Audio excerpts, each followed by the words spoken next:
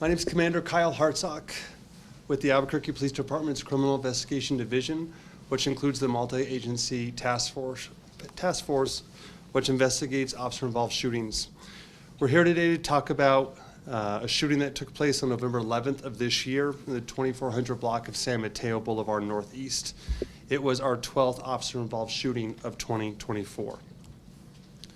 This critical incident community briefing will provide information about a male who pointed a gun and fired at police officers, which resulted in an officer-involved shooting. You're about to see relevant video footage and photos and learn about other evidence and police procedures related to the case so you can have a better understanding of what occurred based on what we know right now. The police department conducts very thorough criminal and use of force investigations, which typically require investigators to interview multiple witnesses, review hours of video footage, and analyze a significant amount of forensic evidence. We're still at the early stages of this investigation, which can often take several months to complete. Our understanding of the incident may change as this additional evidence is collected, analyzed, and reviewed.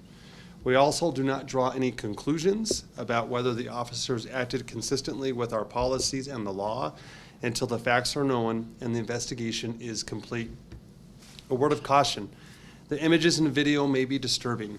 When police officers use force to arrest a subject or defend against an attack, it can be graphic and difficult to watch. In addition, there may be strong language by those shown in the video.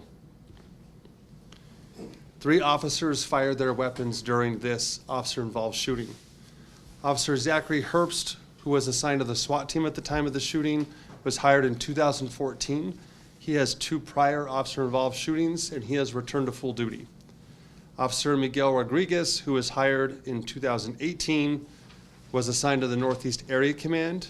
He has 0 prior officer-involved shootings, and he is returned to full duty. The 3rd officer was Derek Maines, who was hired in 2018 and also assigned to the Northeast Area Command. He had no prior officer-involved shootings, and he is now returned to full duty. The subject who was shot by police was 33-year-old Anthony Hernandez. This incident took place in the Northeast Area Command. It occurred at the Speedway gas station right at the intersection of San Mateo and Cutler Northeast. On November 11th, around 5:54 p.m., our dispatch received 3 separate 911 calls in reference to an intoxicated male subject at the gas station. While officers were en route, our dispatch received more information from the gas station employee that the person was armed, and our dispatchers advised the gas station to shelter in place or lock the front doors to the store and don't allow any more customers to come in or out. The following couple of videos were recovered after the shooting and are from surveillance cameras located inside and outside of the gas station. This video here takes place about 5:37 p.m. and Anthony, who you can see wearing the black jacket and red hat, is observed inside the gas station at the counter. As he's interacting with the attendant, you can see a firearm drop from his possession onto the ground. These videos do not contain audio, but on this first video, we're going to overlay part of one of the 911 calls as they're describing what happened on top of the video.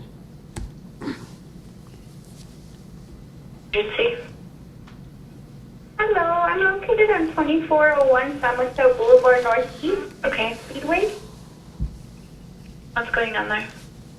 So I have a customer that had came in here and we denied him for alcohol. He seemed intoxicated already. And he walked outside, came back in, and while he was in here, he dropped his gun and he picked it up, put it in his pocket, went back outside.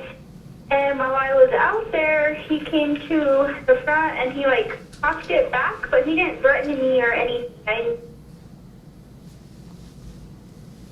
At approximately 5:47 p.m., Anthony is observed re-entering the gas station, now with what we'll later on learn is his 3-year-old daughter. An item is dropped on the ground, which appeared to be a live cartridge. You'll see his daughter pick the item up and then hand it to Dad. The two then exit the store after retrieving the item from the ground. We'll play this video for you now, and again, there's no audio.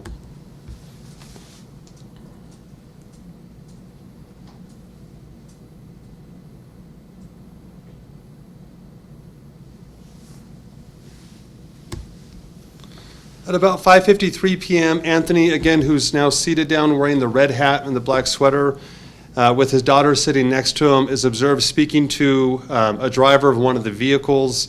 He's somewhat sitting in front of this gas station for some time. Anthony, at this point, is observed drawing his firearm out and pointing it in the direction of the store. And again, there's no audio on these videos.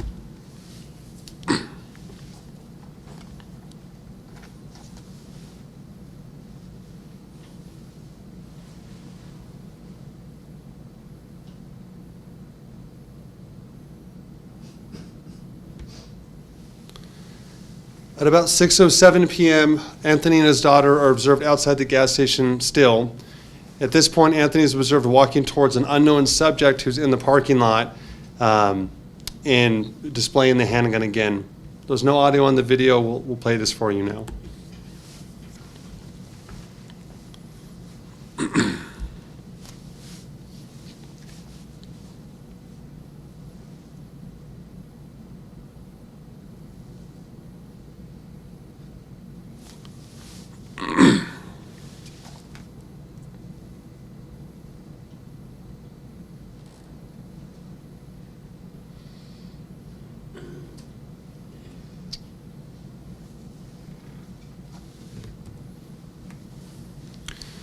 At approximately 6:09 p.m., Anthony is observed trying to re-enter the business, but wasn't able to as store employees had locked them and sheltered in place.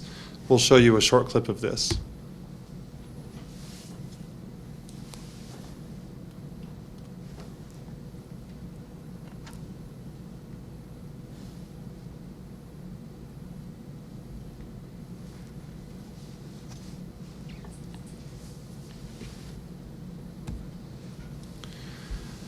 Officers are observed arriving on the surveillance video around 6:15 p.m.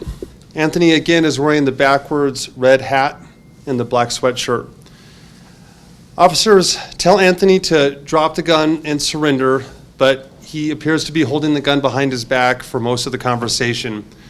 He starts to reveal and brandish the firearm as he walks away from officers, and then all of a sudden points the gun at officers and fires the gun towards officers. 3 officers fire their guns, and at least 1 fires a less than lethal round at Anthony. A bystander is observed in the white hat and black jacket that you'll see in the video, who was walking towards the business at the same time, found the front doors locked, and started to walk back to his car when the shooting started. That bystander was wounded. 2 occupants of the gold car that you see in the top right of the video, who were in the parking lot, will also be wounded in this shooting. 3 bystanders who were shot, we've determined at this point, were shot by our officers. So we're going to play you a series of videos now that capture this. The OBRD will be at the end. The surveillance videos honestly show it better of what happened. But again, there's no audio. ABQ Raw just went 5-6. 10-4. Not sure if it's been advised yet, but Albuquerque Raw is 5-6 at the scene. 10-4. CS34 is 5-6, and Albuquerque Raw is 5-6 as well. 10-4. Be advised for 49, ABQ Raw is about to go 5-6 on your guys' scene. 10-4.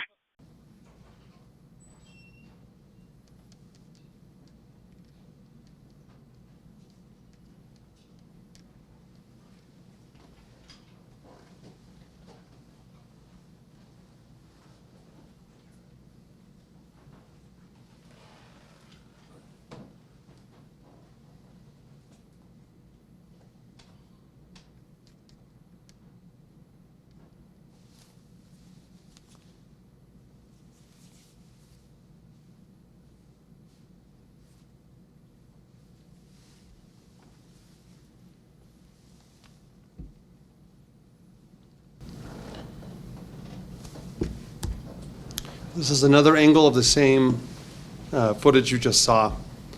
The officers won't be visible, but they're off to the right of the frame, and their lights are illuminating that gold car.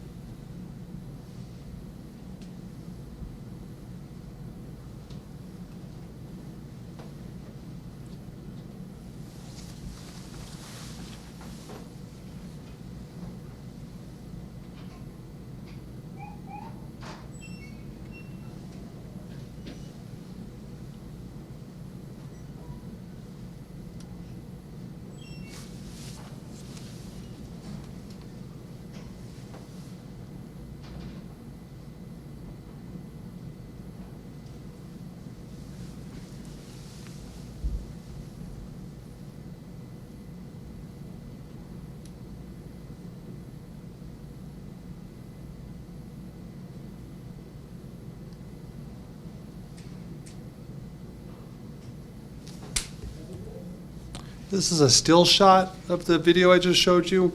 In the red rectangle over there, you can see the gun outlined, pointing at officers and firing towards the officers. The bystander who gets shot is right behind Anthony as he fires the weapon. This is another angle we actually got from inside the store. You saw this a minute ago when he tried to open the unlocked doors. It actually captures part of the shooting as well. Again, there's no audio.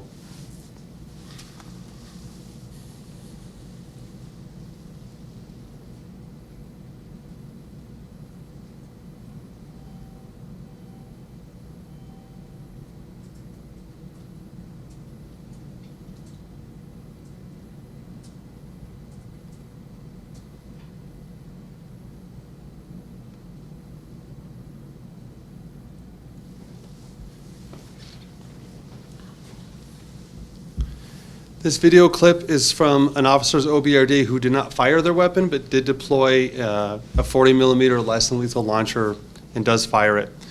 You can hear the officers ask our dispatch to clarify the description of the male. Once officers receive the description and confirm the subject that they are looking for, who is armed, they also try to tell bystanders to try to clear away from the front of the store. We'll play this video for you now. Albuquerque Police Department. You're detained and not free to leave.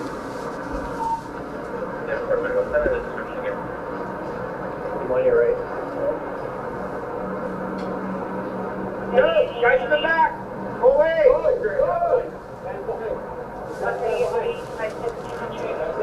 Guys, get away from that. Go away. Go. That's him. Look at your head, man. Look at your head. Put him up. Put your hands up now. Drop the gun. 40 foot.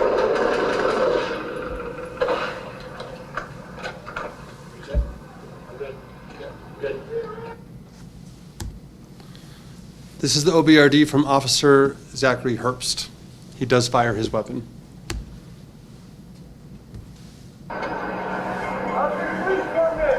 You're good right there. Go ahead, step out and just come on the other side.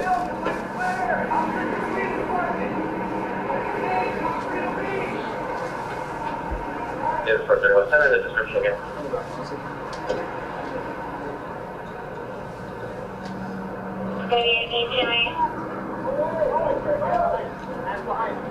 Up 30 years of age, 5'6", 200, Delta 10 on the side of his face, wearing a white jacket and jeans. Leather gloves above he had a hat on backwards. Look at your head, man. Look at your head. Put him up. Put your head. White shirt, white shirt. Drop the gun. Hey, be careful with that shit. Let me see your hands. Drop the gun. Drop it. Get away. Get away. Get away. Everyone back away now! Put your hands out to the side. This is the OBRD from Officer Maines, who does fire his weapon. You're detained. You're not free to leave. Yes, sir. Send in the description again. Okay. Go away. Hands behind. Up 30 years of age, 5'6", 200, Delta 10 on the Guys, side of his get away face, from wearing a that. white jacket. Use your hands. Go. Leather gloves above he had a hat on backwards. That's him. Let me see your hands, man. Let me see your hands. Put them up. Put your hands up now. Drop the gun. 44.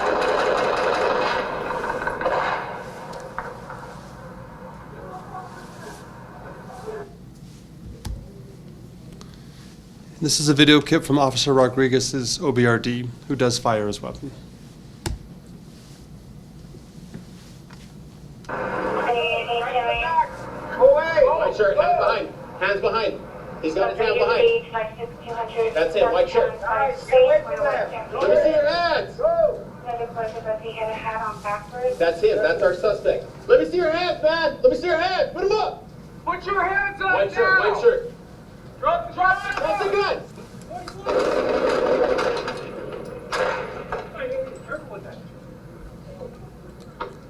Let me see your hands. Drop it. Get away. Get away. Get away. This is a still photograph As officers approached the subject and were rendering aid, you can see the firearm on the ground that he was holding. This is an overall scene photograph showing the unit that officers were taking cover behind and the approximate distance away from the subject when the shooting occurred. A total of 11 casings were located on scene, 10 from officers and 1 from Anthony.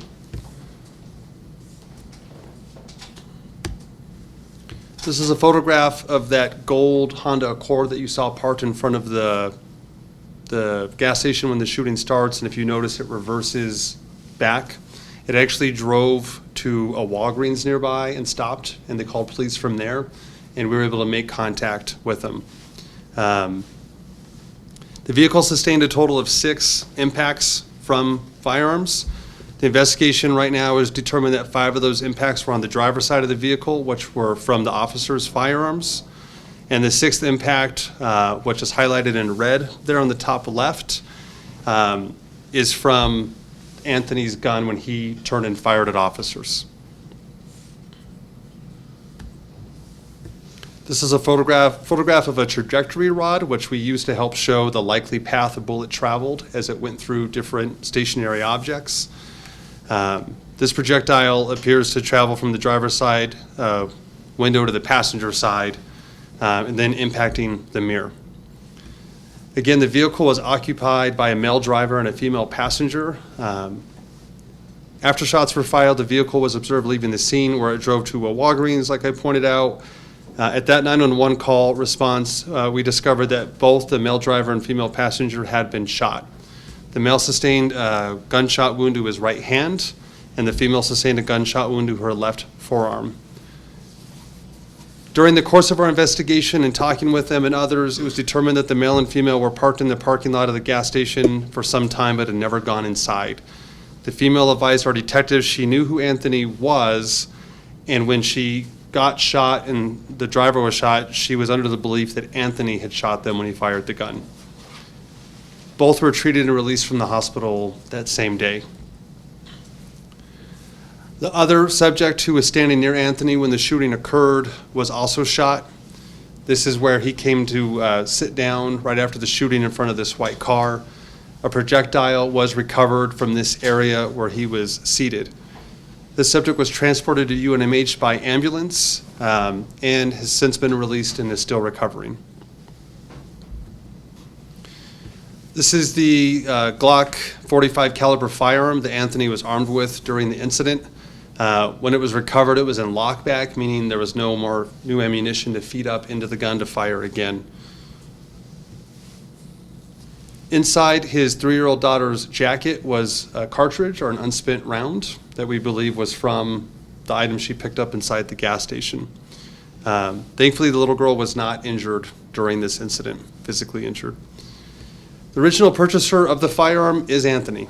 He bought it, it looks like, on September 12th of 2024 in Albuquerque. It did have one NIBIN lead to an incident on September 22nd of 2024, so about 11 days later. It was a shot spotter activation off some apartments off Northeast Montgomery. We did recover casings and a black holster with a sticker labeled Hernandez, Anthony, Glock 21, Gen 4, 45. At the time, unfortunately, just the name Anthony Hernandez was not enough for the officers to really further that investigation. Anthony Hernandez was a 33-year-old male currently residing in Albuquerque. Had he survived, he would have faced charges of aggravated assault on a peace officer, child abuse, and negligent use of a firearm. He did pass away on scene. Over the next several months, the multi-agency task force will continue to investigate and analyze this incident. Detectives will interview any new witnesses that come forward and complete any forensic tests. After the investigation is complete, the case will be forwarded to the DA's office to make any determination of criminal charges. Our Internal Affairs Force Division will also investigate the shooting to determine whether the department's policies were followed. The results of the administrative investigation will be forwarded to the city's Superintendent of Police Reform to make final decisions on discipline. Our Force Review Board, made up of deputy chiefs, will also review the incident to identify trends and potential policy changes that may be needed in response to any shortcomings that are identified. What questions do you have? I've got it. So, right before the shooting, there was the man in the white hat, who was one of the bystanders shot. There were two other individuals there with like larger puffy jackets and shielding the girl. Did they have any relation to this, or were they just other bystanders? Other bystanders in front of the gas station, yes. And we interviewed at least one of them who stayed on scene, and we got statements from at least one of them. Just to clarify, this says he's 30 years old, Hernandez, it's 33, is that correct? I have 33, but I can confirm his date of birth before we're all done here. And can Sorry. you clarify the daughter is 3? 3 years old. CUFD was called, but we were able to get a hold of her mom, who was able to come and get her. Go ahead. I thought someone back there raised their hand, but go ahead. In the beginning, you said Herbst at the time was on SWAT. Does that mean he's not on SWAT anymore? No, he is on SWAT still. I just speak in the past tense whenever I do these. Yeah. Just want to confirm all 3 people are okay, with one of them recovering, you said? They all survived. Also, and then the daughter is in the mother's custody? The mother came out that night. We called CYFD too because we just weren't sure, but there was nothing open on the mom. She was with dad at the time in his custody when this all occurred. And so where's the daughter? With mom. Got it. Yep. That night. She was released to mom that evening. Guy in the white hat who got hit, you said he's like still recovering. Was his injuries a little more severe than the others? They were more severe. Okay, Yes. Where was he shot? I believe he was shot in the torso region. Might have been in the lower back area. Do you know by chance, like any, was he like any injury, internal injuries? Do you by chance know any more about how he was injured? I don't, but we were able to talk to him that night and the next day, so he wasn't necessarily like fully sedated or unconscious. And just to clarify, so all the officers fired a weapon, but 2 were guns and 1 was the non-lethal? 3 was guns, 1 was non-lethal. Okay, and the 3 guns are the men? The 3 officers are the names I gave. Okay. Yep. We generally don't say the names of the officers who aren't firing their guns. I don't know if he's been interviewed yet, but at one point, well, actually, right after the shooting starts, Herbst says, "Be careful with that expletive." What was he? Do you know what he was saying? Like, what he was referring to? Part of what the investigation is asking those questions, both the internal investigation and ours. Okay, and then one more. At the surveillance from the store where he gets shot from, like it's from behind, it looks like the girl is almost gonna walk up or something afterwards, but the video cut out. Did the girl like walk up? Like what happened to that girl like, right after? The child? child? The child, yeah, the daughter. What did she do immediately after he got shot and fell to the ground? It passed several seconds, I can't tell you, but the 2 individual men that you saw, they actually kind of shield her and keep her away from the immediate scene. Okay. And officers actually move up and approach him fairly quickly. Okay. Because I think they saw other people injured, so they wanted to render aid. It seemed like the bystander with the white hat just kind of got into the wrong place at the wrong time as he was getting away from the store when he noticed the door was locked. But the 2 people that were inside the Honda, as you mentioned, they were there for a while.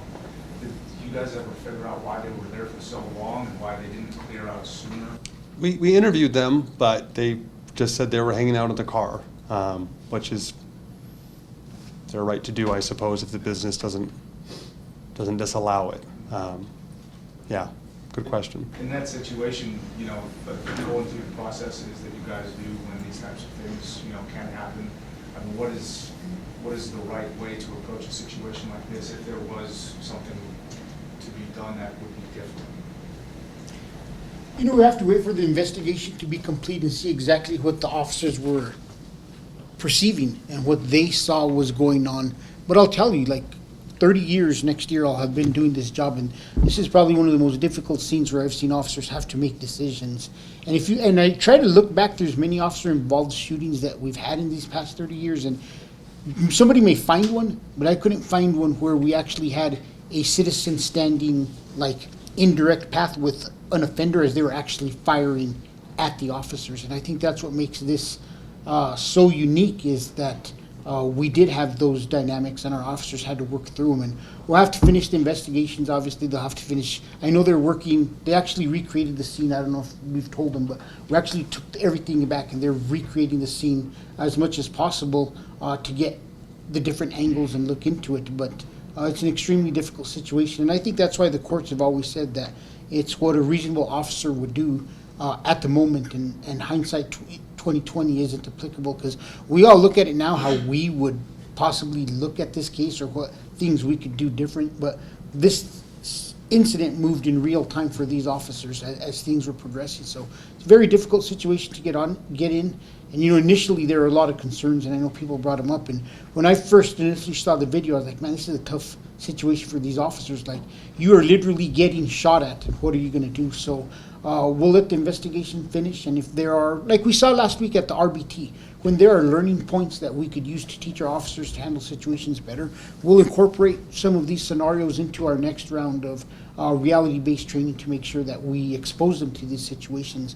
But like I said, we could look back. We can't see another one where officers were faced this situation, and it just goes to show how things have progressed over the past several years, and our officers are seeing situations that none of us previously who were out there on a daily basis encountered some of these situations, and in other cities they have, and they've had the same similar results.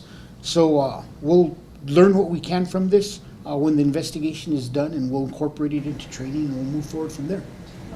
What would you say to the public? Because it does look like your officers had cover with the squad car. There was a vehicle that was shot 5 times by officers, and there was a citizen that was right there with them. So I understand when you get shot at, you return fire, but you do have cover. So is this something that they train for? Because I remember being in training, the setups where the pop-up training, where they pop up and they have a person there with them, and if you shoot, then you fail the training. So I mean, is this something that they train for, and what do you say to the public who sees this situation? I've never been through a training, and I'll tell you, every officer in here is going to tell you that they've never been in a training where there was a pop-up and there were 2 individuals, and one individual had a deadly force threat, and we would fail the training if you didn't shoot. It's quite the contrary. We've been taught that you always have a controlled pair towards center mass, and if need be, you have a third shot somewhere to finish incapacitating the individual. So I think that's one of the things we have to be very cautious of. Is I don't know where that training came from or where it was, but we've never had training that just because there's a citizen next to somebody that you would fail the training scenario if you use deadly force. And oh yeah, I don't know what the CIA does, but they don't follow law enforcement rules. They're a government entity above and beyond law enforcement. So I think it's important that we recognize that these officers were in a deadly force situation. And this is the way I've other individuals who have asked me this question, I've told them, let me have somebody shoot a gun at you and see what you're going to do. Because I don't think any of us, and it's very difficult for anybody, whether they're trained or untrained, to sit here and say they know exactly what they're going to do when a shot is fired in their direction. And you know what? I'm glad all our officers went home that night. I'm thankful that no citizens lost their lives. We will learn from this. We will train it the best we can. But at the end of the day, we ask officers to go out each and every day and risk their lives to keep this community as safe as possible. And it'd be pretty disgusting if we sit here without the full facts in and second guess with training that is unrelated to law enforcement and question the means of how they did their work that day. Because yes, we're going to question it through internal process, but we don't have all those answers yet. I have a question about the gentleman. I don't know if, well, either way, did your investigation turn up anything you could attribute to his actions that night? Was there a history of mental illness? Was there a history of alcoholism? You know, one thing I could tell that we have learned, because it does seem like the individual was under the influence of alcohol at one point in time, and that the individual did seem intoxicated, but I don't think we got tox results yet. He had a DWI, I think, the year earlier with Sandoval County Sheriff's Office, I believe, and he was armed during that traffic stop.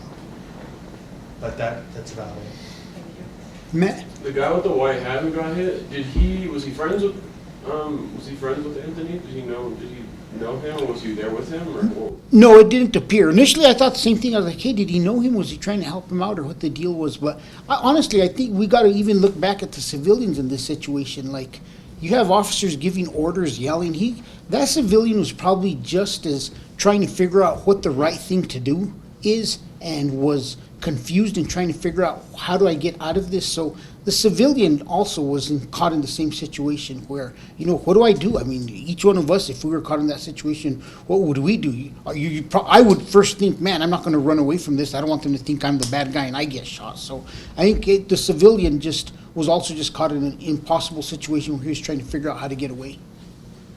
Yes, Nick? The last few press briefings that we had at OIS is there's been just little snippets of body camera released. In previous, you guys have released the whole body cam. When did that change?